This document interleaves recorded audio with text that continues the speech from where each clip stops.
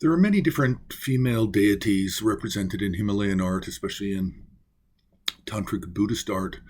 And one figure that we've not talked about as yet, other than indirectly, with reference to the Kalachakra deity, is the consort of Kalachakra, where she appears independently, where she appears solitary by herself. And that's the female figure of Vishvamata. Vishvamata means the universal mother, or Yumchen Natsok in Tibetan.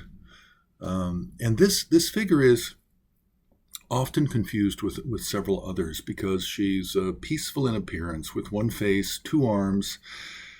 The right hand is down with the palm facing out across the right knee. The left is at the heart in a gesture of blessing.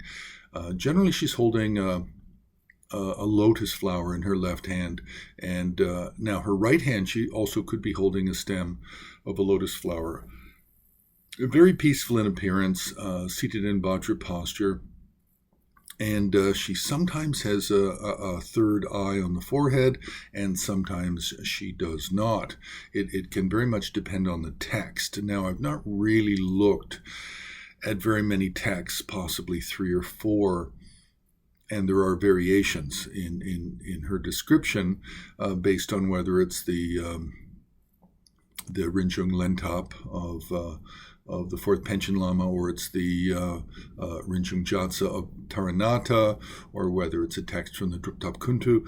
There are different collections. Now, she doesn't really appear in very many early collections. She's generally passed down through the Dro tradition of Kalachakra as an independent practice. When she's not conjoined, when she's not embracing the deity Kalachakra, then she can be practiced individually, and primarily for health, purification of sickness and suffering, and then general kind of obstacles, and for well-being. Now, there's very little art for this figure of Vishvamata. Usually she's a secondary figure in paintings or murals of Kalachakra, where it's showing the various ancillary practices that go along with the Kalachakra system. But we do find occasionally some sculpture, and on the Har website we have one sculpture which has an inscription which indicates it is Yumchen, the Vishvamata, and then the Great Mother. Yumchen is also a term used for Prajnaparamita, but we have no images of Prajnaparamita so far that have this similar appearance. Also, we don't have any real images of Tara from any of the independent systems, or from the 5 or more different systems of 21 Taras. So based on this inscription of this one object we have on Har, then we can look at other forms of a peaceful white female deity.